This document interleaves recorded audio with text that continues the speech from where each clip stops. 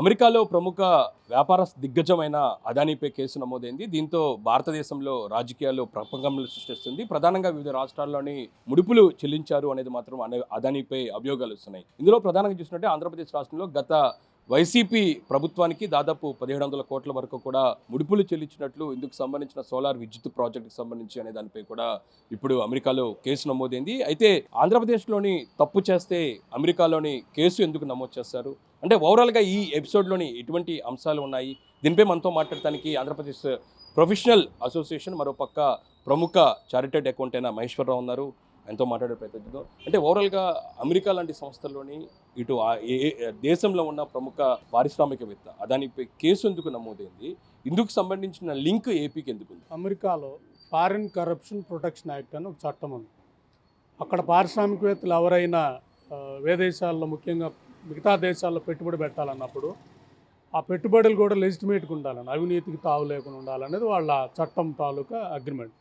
ఆ చట్టంలో ఉన్న క్లాజ్ ప్రకారం అక్కడ పారిశ్రామికవేత్తలు ఎవరన్నా మిగతా దేశాలతో పెట్టుబడి పెట్టే కాంట్రాక్ట్ కానీ ఏదైనా తీసుకున్నా ఆ వ్యక్తులందరూ కూడా దానికి లోబడి, చట్టం లోబడి సంతకం చేయాల్సి ఉంటుంది.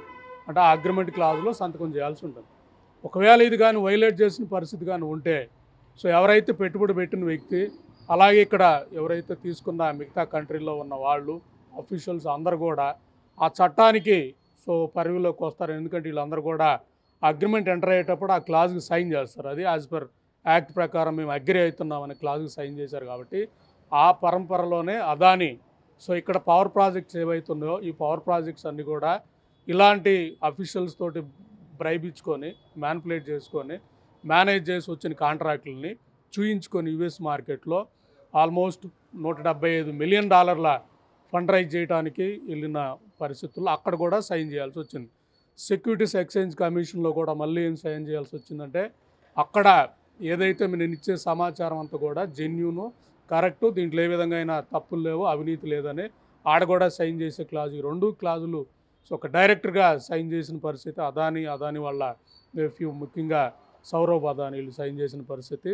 దీంట్లో ఇక్కడ అఫీషియల్స్తో స్కామ్ జరిగింది, ఇక్కడ అఫీషియల్స్కి బ్రైబ్ ఇచ్చారన్నది అక్కడ ప్రూవ్ చేసిన పరిస్థితి వచ్చినప్పుడు కేసుని తప్పుదోవ పట్టియడానికి అక్కడ అధికారులను కూడా మళ్ళీ అక్కడ వ్యవస్థను కూడా డబ్బుతో మేనేజ్ చేద్దామని ప్రయత్నించిన దాంతో మళ్ళీ మూడో కేసు కూడా బుక్ చేసిన పరిస్థితులు. ఈ మూడింటిని కలిపి అరెస్ట్ వారెంట్ జారీ చేసిన పరిస్థితి. ఈ మూడింటి ప్రకారం జనరల్గా యుఎస్ చట్టాల ప్రకారం ఒక సాలిడ్ ఎవిడెన్స్ ప్రూఫ్ ఉంటేనే, 90% ప్రూఫ్ ఉంటేనే వాళ్ళు అరెస్ట్ చేసే పరిస్థితి ఉంటుంది. కాబట్టి ఇది పక్కా ఎవిడెన్స్ అంతా దొరికింది. ఎందుకంటే సౌరభ్ అదాని తాలూకా చార్ట్ కానీ అవన్నీ కూడా చెక్ చేసినప్పుడు ఎవిడెన్స్ దొరికింది, ఎవరెవరికి ఎంత ఇచ్చామన్న దాంతో దొరికింది. కాబట్టి ఆ సమాచారాన్ని బట్టే వీళ్ళు కేసులు పెట్టడం, అది కూడా ఆంధ్రప్రదేశ్కి లింక్ ఉండటం, మొత్తం 2000 కోట్ల వరకు ఇండియాలో అఫీషియల్స్కి మనీ ఇచ్చారని దాంట్లో మెన్షన్ చేస్తే ఏమేమి రాష్ట్రాలు ఇందులో ఉన్నాయి? అంటే ప్రముఖంగా ఆంధ్రప్రదేశ్కి అతిపెద్ద ఎక్కువగా ముడుపులు ఇచ్చారని చెప్తున్నారు.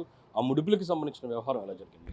ఇక్కడ మొత్తం 2000 కోట్ల వరకు ఈ అగ్రిమెంట్ తాలూకా ముడుపులు ఇచ్చారన్నది. దాంట్లో ఒక ఆంధ్రప్రదేశ్కే 1750 కోట్లు ఇచ్చారని, మిగతాది కొన్ని తమిళనాడు గవర్నమెంట్ ఉంది, అలాగే ఒరిస్సా ఉంది, ఛత్తీస్గఢ్ ఉంది, అలాగే తెలంగాణ గవర్నమెంట్ కూడా, ఇవన్నీ కూడా ఉన్నాయి. కాబట్టి మేజర్ పోర్షన్ కూడా మన ఆంధ్రప్రదేశ్ నుంచే ఏళ్ళు చూపించే పరిస్థితి. ఎందుకంటే అప్పుడు అఫీషియల్స్ కూడా దీన్ని ఒప్పుకోకపోతే అదాని అప్పుడున్న జగన్మోహన్ రెడ్డి మీట్ అయిన పరిస్థితిని. కాబట్టి ఈ ఎవిడెన్స్ అన్నీ కూడా తీసుకొని ఇవన్నీ కూడా మేనేజ్ చేసి, అంటే డొంక ఇక్కడి నుంచి లాగితేనే వాళ్ళకి మొత్తం కూడా ప్రూఫ్ అంతా కూడా దొరికి, ఆధారాలు దొరికిన పరిస్థితి, మొత్తం అదాని నిరికించిన పరిస్థితి మన ఆంధ్రప్రదేశ్లో జరిగిన దీనివల్లనే జరిగిందని అనుకోవాలి. అంటే గత ప్రభుత్వంలోని ముడుపులు చెల్లించారు అనే దాని మీద వాళ్ళ దగ్గర ఎటువంటి ఆధారాలు ఉన్నాయి? దానికి సంబంధించిన రిపోర్ట్ ఏ విధంగా? ఇక్కడ అఫీషియల్స్కి 1750 కోట్లు ఇచ్చారంటే, అఫీషియల్స్ స్థాయిలో 1750 కోట్లు తీసుకొని పవర్ పర్చేజ్ అగ్రిమెంట్లకి అనుమతి ఇచ్చే పరిస్థితి ఉండదు. కాబట్టి జనరల్గా అఫీషియల్స్ ఫ్రంట్ లైన్లో ఉంటారు, బ్యాక్ ఎండ్ అంతా కూడా అప్పుడున్న పొలిటికల్ సిస్టమ్, అప్పుడున్న గవర్నమెంట్కి వెళ్ళిన పరిస్థితి ఉంది. ఇక్కడ నేను చెప్పదలుచుకుంది, ఇక్కడ ఆ గవర్నమెంట్లో వాళ్ళు తప్పు చేశారు, ఇప్పుడు ప్రస్తుతం ఉన్నవాళ్ళు క్లీన్ అనే దానికన్నా కూడా ఆ ప్రభుత్వంలో జరిగిన ఈ అంశంలో వీళ్ళు కూడా మళ్ళీ మొన్న చంద్రబాబు నాయుడు గారు కూడా అదాని ఆఫీస్కి వెళ్ళిన పరిస్థితి మనం చూస్తున్నాం. అదాని ఇక్కడ పెట్టుబడులు పెడతానని చెప్పిన పరిస్థితి చూస్తున్నాం. అదాని పవర్ పర్చేజ్ అగ్రిమెంట్లు మేము క్యాన్సిల్ చేయమని చూస్తున్నాం. అంటే అన్ని పొలిటికల్ సిస్టమ్కి మనీ 1750 ఒక్క ఏళ్ళకి కాదు, అదర్స్ కూడా వెళ్ళిన పరిస్థితి ఉంది. ఆ డేటా తీస్తే ఎవరెవరికి ఎంత ఇచ్చారనేది, ఇంకా డెప్త్గా కానీ తీస్తే ఎవరెవరికి ఎంత ఇచ్చారనేది సౌరవ్ అదానీ రాసుకున్న పరిస్థితి ఉంది. అతని మీద పూర్తి విచారణ జరిగితే ఎవరికి ఏ పార్టీకి ఎంత ఇచ్చామన్నది వచ్చేస్తుంది. మొత్తం ఆంధ్రప్రదేశ్ పొలిటికల్ సిస్టమ్ మొత్తం కూడా అదానీ కన్సర్న్లో నడుస్తుంది అనేది మన గత 4-5 సంవత్సరాల నుంచి చూస్తే తెలుస్తుంది. గంగవరం పోర్టు లాక్కున్న పరిస్థితి, అలాగే కృష్ణపట్నం పోర్టు లాక్కున్న పరిస్థితి, ఆంధ్రప్రదేశ్లో స్మార్ట్ మీటర్లు పెట్టడానికి కూడా పాలసీ చేసిన పరిస్థితి, ఇలా ప్రతి అంశం చూసుకున్న ఆంధ్రప్రదేశ్ రాజకీయాల్ని శాసిస్తుంది ఒకే ఒక్క వ్యక్తి, అతనే సుప్రీం బాస్ అదానీ. కాబట్టి ఇది మనకు మంచి అవకాశం, ముఖ్యంగా మన రాష్ట్ర ప్రభుత్వాలకి. సో ఇది బేస్ చేసుకొని కాంట్రాక్ట్లన్నీ కూడా క్యాన్సిల్ చేస్తే ఆంధ్రప్రదేశ్లో ఈ డబ్బు రాజకీయాలు తగ్గుతుంది అనేది ఒక చార్టెడ్ అకౌంటెంట్ చెప్పదలుచుకున్నాం. అంటే తొలుతగా సెబీ ఏదైతే ఉందో రాష్ట్రాలని పిలిపించటం, సెబీతోని అదానీ గ్రూప్ సోలార్ సంస్థ ఒప్పందం చేసుకోవటం, అయితే తక్కువ కోట్ చేయడంతో రాష్ట్రాలు ముందుకు రాలేదు. అప్పుడు ఏం జరిగిందంటారు?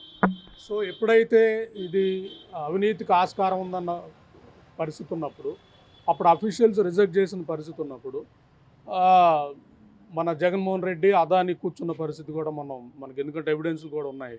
తర్వాత బేరం కుదిరిన తర్వాత మొత్తం వీళ్ళందరూ కూడా అఫీషియల్స్కి అగ్రి అయ్యి సెటిల్ చేస్తానని ఇది చూపించి, దీని ద్వారా యుఎస్ గవర్నమెంట్కి 20,000 కోట్ల ఆదాయం వస్తుంది. అంటే 20,000 కోట్లు రాష్ట్ర ప్రభుత్వ ఖజానాకి గండిపట్టినట్లే కదా. అంటే 2000లో 20,000 కోట్లు అంటే మనది ఒక 15,000 కోట్లన్నా ఉంది. ఇది ఆంధ్రప్రదేశ్ పవర్కి సంబంధించిన 15,000 కోట్ల కాంట్రాక్ట్ ఇది. దీని తాలూకు అవినీతి ఆ ప్రభుత్వం చేసింది కాబట్టి కెన్యా గవర్నమెంట్ ఎమ్మటే క్యాన్సిల్ చేసింది.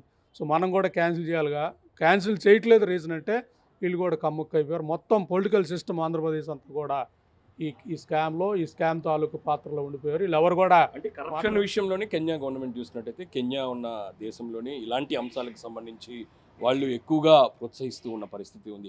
వాళ్ళే రిజెక్ట్ చేసినప్పటికీ మన దేశంలో మన రాష్ట్రాలు ఎందుకు దీన్ని ప్రోత్సహించారు? మన దౌర్భాగ్యం, కెన్యా గవర్నమెంటు అవినీతికి ఆస్కారం ఉన్న దేశంగా ప్రపంచంలో ఏముంటే వాళ్ళే ప్రభుత్వం మారిన తర్వాత ఇలాంటి కాంట్రాక్టులన్నీ తప్పని ఈవెన్ శ్రీలంకలు కూడా తీసేసిన పరిస్థితుల్లో మన పొలిటికల్ సిస్టమ్ దాని మీద మాట్లాడాల్సిన అవసరం లేదని లోకేష్ బాబు అసెంబ్లీలో అంటామంటే అవుట్ రైట్గా వీళ్ళందరూ కూడా అదాని మనుషులే.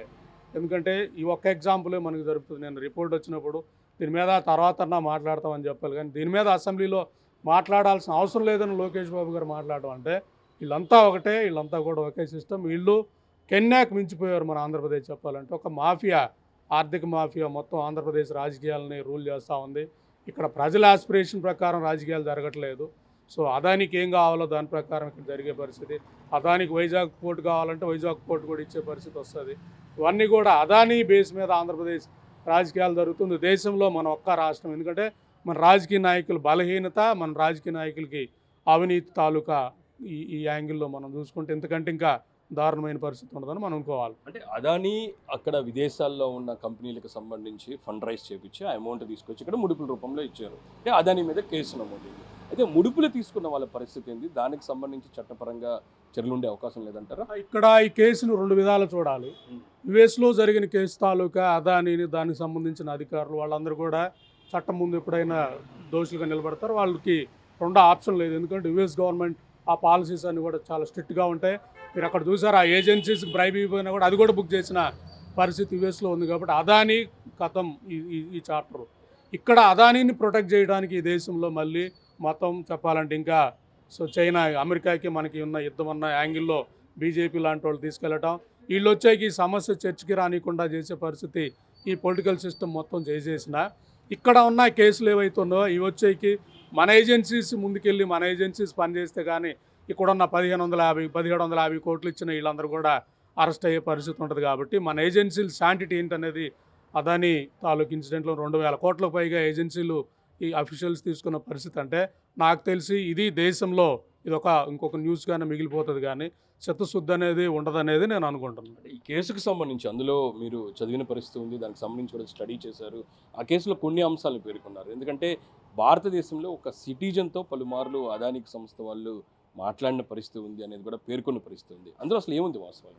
సో ఆ రిపోర్ట్లో అదానీ ఎవరెవరితో మీట్ అయ్యాడు, ఎలా అగ్రిమెంట్ చేశారు, ఎవరెవరికి ఎంత ఇచ్చారు, అవన్నీ కూడా రిపోర్ట్లో దాని ద్వారా తెలిసింది. కాబట్టి ఇక్కడ డేటా మొత్తం కూడా ఆ రిపోర్ట్లో ఉంది. ఇంకంతకంటే ఫర్దర్గా వెళ్ళాల్సింది మన ఏజెన్సీలు వెళ్ళాలి, మన ఈడీ, సిబిఐ ఇవన్నీ వెళ్ళాలి. వెళ్ళి ఎవరా వ్యక్తులు, ఎవరా హైయర్ అఫీషియల్స్, వాళ్ళు అనుకున్నది ఎవరు, జనరల్గా అదానీ అనుకున్నది ఎవరు? మా అరవింద్ కేజ్రీవాల్ గారు లాస్ట్ టైం ఢిల్లీ అసెంబ్లీలో అన్నట్లు అలా మనం చూడాల్సిన పరిస్థితి. ఇదంతా కూడా చూడాలి. దీని వెనక ఉన్న మటుకు పెద్ద శక్తులే. అదాని ఫ్రంట్ లైన్ అనేది మేము చెప్పదలుచుకున్నాం. ఇప్పుడు అమెరికాలోని ఈ కేసు నమోదుకు సంబంధించి తదుపరి చర్యలు ఏ విధంగా ఉంటాయి, ఆ చర్యలకు సంబంధించి అంటే భవిష్యత్తులో ఏ విధంగా వాళ్ళు అడుగులు వేసే అవకాశం ఉందంటారు? అక్కడ 3 చట్టాల ద్వారా బుక్ అయ్యారు. ఒకటి సెక్ ద్వారా, సెక్యూరిటీ ఎక్స్చేంజ్ కమిషన్, అది చాలా సీరియస్ సెక్షన్. సో దీని ఇంపాక్ట్ చాలా ఎక్కువగా ఉంటుంది. రెండోది వచ్చేకి ఫారిన్ కరప్షన్ ప్రొటెక్షన్ యాక్ట్ ద్వారా దాని సెక్షన్ తాలూకా ప్రొసీడింగ్స్ కూడా సీరియస్గా ఉంటాయి. కాబట్టి ఇవి కాక అక్కడ బ్రైబ్ ఇవ్వడానికి ప్రయత్నించిన ఇవన్నీ సెక్షన్స్ కూడా సీరియస్ సెక్షన్స్. అదాని అరెస్ట్ అవ్వడం తథ్యం. దానికి లేదా ఈ దేశ ప్రభుత్వం లేదా ఈ ఇండియన్ గవర్నమెంట్ ఎంత లాబియింగ్ చేసి ఎంత వర్కౌట్ చేసినా అదైతే ఆగే పరిస్థితి అయితే ఉండదు. అంటే అక్కడ ఫండ్ రైజ్ చేయడం ద్వారా ఆ ముడుపులు తీసుకొచ్చి ఇక్కడ ట్రాన్స్ఫర్ చేయడం వల్ల ఇందుకు సంబంధించిన ఆధారాలతోనే ఈ కేసులు నమోదు. సో ఇక్కడ ఆధారాలు ఉంటేనే ఆ కేసులు వెళ్తారు. ఎందుకంటే యుఎస్లో మీకు ఫారిన్ కరప్షన్ ప్రొటెక్షన్ యాక్ట్లో సో విదేశాల్లో పెట్టే పెట్టుబడుల తాలూకు ఆరోపణలు ఉంటే వాళ్ళు అరెస్ట్ చేయరు. ఎందుకంటే ఆరోపణలకు సాలిడ్ ఎవిడెన్స్ ఉంటేనే ఆ యాక్ట్ అప్లై అయ్యిద్ది అనేది ఆ యాక్షన్లోనే మనకు మెన్షన్ చేసిన పరిస్థితి. వాళ్ళు కేసు పెట్టారంటే సాలిడ్ ఎవిడెన్స్ అంతా సహకరించి మొత్తం కూడా ఉంది కాబట్టి కేసు పెట్టిన పరిస్థితి. సో ఈ కేసులో అదాని ఏదైతే ఉందో అది సో అవుట్ రైట్గా ఆ దేశ చట్టాల ప్రకారం వెళ్తుంది. అదంతా ఈజీ కూడా కాదు. అది మేనేజ్ చేయడానికి ఈవెన్ ఆ దేశ అధ్యక్షుడికి ట్రంప్కి కూడా ఉంటుంది అనేది నేను అనుకోను. ఎందుకంటే ఆ దేశ చట్టాలు అలా ఉంటాయి. డెఫినెట్గా ఇదైతే సీరియస్.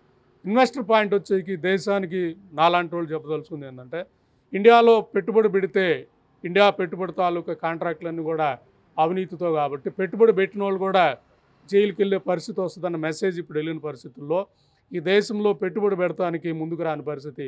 ఇది చాలా దారుణమైన పరిస్థితి. రెడ్డిస్ ల్యాబ్ లాంటి వాళ్ళు ఎంతో మెట్టు ఎదిగి సో అమెరికాలో ఏడీఆర్ల ద్వారా ఫండ్ రైజ్ చేసి బిజినెస్ని ఎక్స్పాండ్ చేస్తున్న ఇలాంటి పరిస్థితుల్లో ఇలాంటి సో డెకాయిడ్స్ మొత్తం కూడా సో ఈ పరిస్థితి దేశ ఎకానమీని నాశనం చేసిన పరిస్థితి. కాబట్టి ఇది దేశానికి సీరియస్ సమస్య, దేశ భవిష్యత్తుకు సీరియస్ సమస్య.